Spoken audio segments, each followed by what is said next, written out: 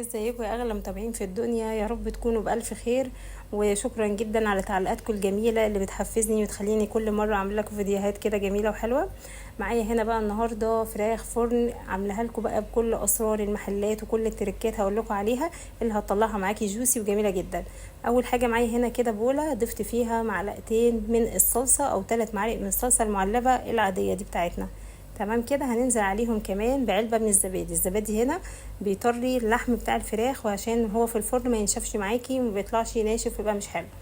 هنضيف بقى هنا بقى معلقة كزبرة، معلقة من بهارات الفراخ او بهارات لحمة اللي عندك، معلقة بابريكا، هنزل عليهم بتون بودرة، بصل بودرة. تمام كده. وهنزل عليهم كمان بملح وفلفل اسمر. دي التتبيلة بتاعتنا كلها. بعد كده كمان هنزل عليهم اهم حاجة بقى هنا وخطوة مهمة جدا اللي لازم تضيفيها عليها، هنضيف عليها كمان ربع فنجان خل ابيض. تمام كده.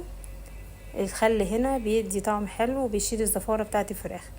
وبعدين بقى هنجيب كمان هنا ربع فنجان زيت، يبقى حطيت ربع فنجان خل وربع فنجان زيت على التتبيله بتاعتنا كلها. وما حطيتش ولا بصل يعني صاحي كده او معصور، ولا حطينا توم صحيح. احنا هنضيفنا توم بودره وبصل بودره على الوصفه دي. تمام كده.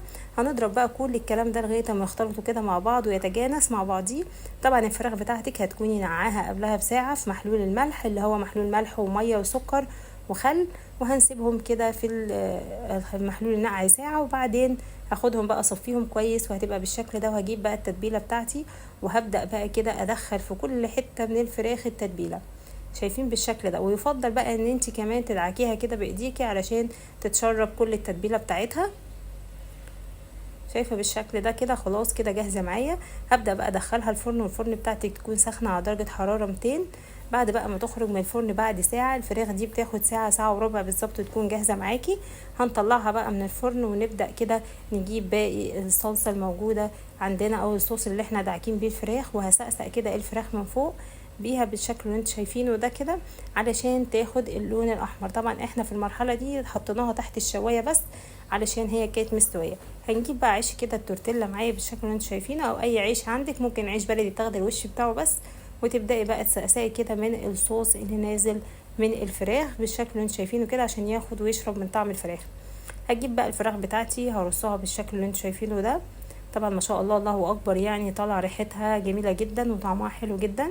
هجيب بقى كمان حبه بطاطس كده محمرين عشان تطلع معاكي البطاطس مقرمشه وحلوه ومش شاربه زيت. بعد ما بتقطعيها صوابع بالشكل ده بتحطيها في ميه مغليه يا دوب 3 4 دقايق وبتشيليها، وبعدين بتقليها وبتطلع معاكي مقرمشه ومش شاربه اي زيت خالص وطعمها خطير. بعد كده بقى هنكمل بقى رص كده البطاطس، وكمان هنضيف حبه مخلل كده في الجنب علشان يديها كده شكل وجمالي وطعم كمان حلو. شايفين بالشكل ده.